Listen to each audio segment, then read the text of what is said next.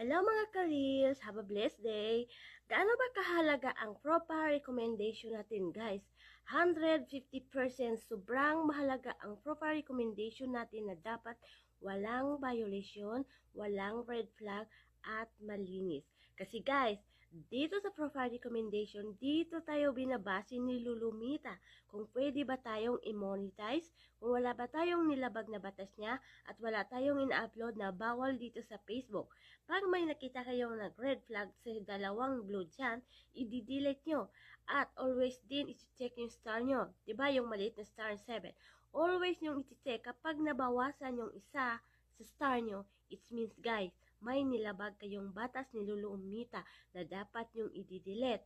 Kasi guys, yung star na yan, binabase din yan ni Lulumita kung nabawasan. Kasi bali 8 na yan kasi isa yung malaki. So, araw-araw i-check nyo. Araw-araw i-check yung profile recommendation